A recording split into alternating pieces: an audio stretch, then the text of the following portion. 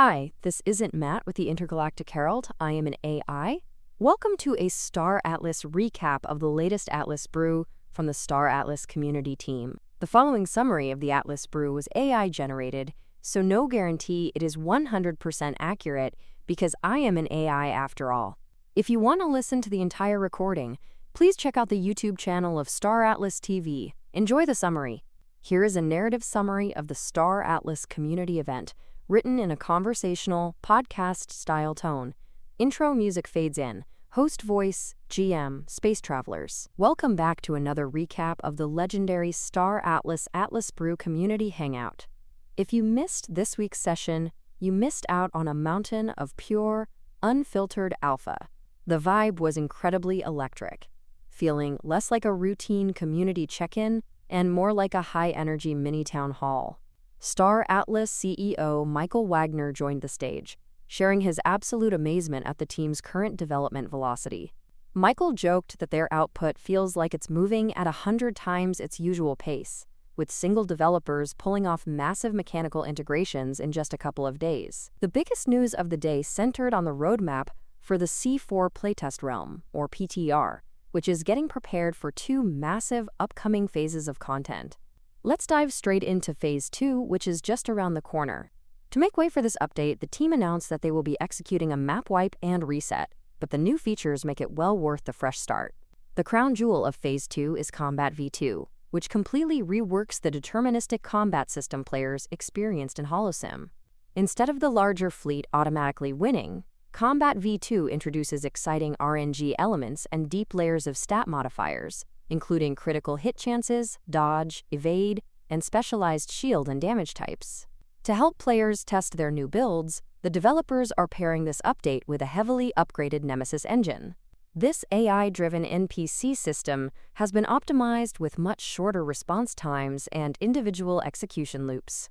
It will be responsible for spawning dynamic PvE elements across the galaxy, meaning you'll soon cross paths with wandering merchants, discover salvageable derelict ships, and fight back hostile pirate fleets without needing to hunt down real player PvP. The discussion then shifted to the third major pillar of Phase 2, the Democracy module.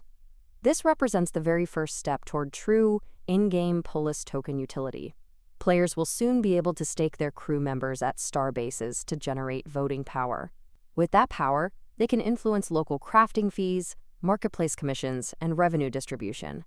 Michael pointed out that because this distribution requires direct in-game effort and asset alignment, it beautifully rewards active players while keeping the ecosystem robust and self-governing. As if Phase 2 wasn't enough to get excited about, the team blew the community away by sharing their vision for Phase 3, which focuses entirely on crew integration. Right now, crew members are largely just static numbers in your inventory. Phase 3 changes all of that. The team is building a bridge to the Zinc network using the Token 2022 standard, turning every single crew member into a unique, mutable NFT. Your crew will have individual names, aptitudes, gear slots, and training paths. John even gave the community a live, sneak peek demonstration of the new, mobile-friendly, passive mission board.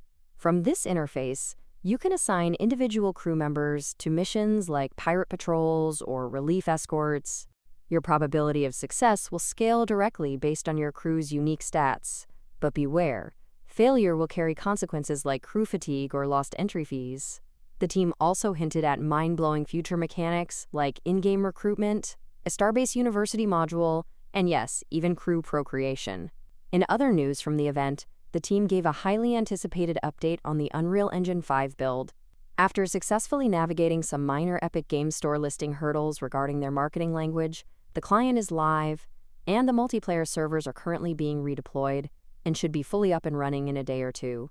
Brad and the engineering team have also made incredible progress on a highly addictive, satisfactory-style building loop.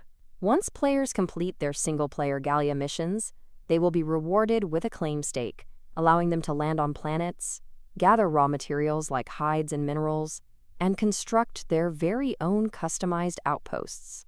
Throughout the event, the developers took plenty of time to celebrate the community. There was a hilarious shout-out to community member Sudo, who apparently has the Starbase menu completely memorized and managed to spot a hidden, unannounced UI tab During a split-second screen share, the team also engaged in a fantastic design debate with active community members like Jindo and Funcracker, discussing how planetary scanning might be used to discover, map, and trade coordinates for rare PvE missions. To wrap it all up, the Star Atlas universe is expanding at a dizzying pace. Your immediate call to action is to jump back into the C4 PTR, keep grinding, report any bugs you find, and prepare your fleets for the upcoming map reset. Keep your eyes locked on the official Discord and product pages for the exact dates of the Phase 2 release. Until next time, fly safe and we'll see you in the stars. Outro music fades out.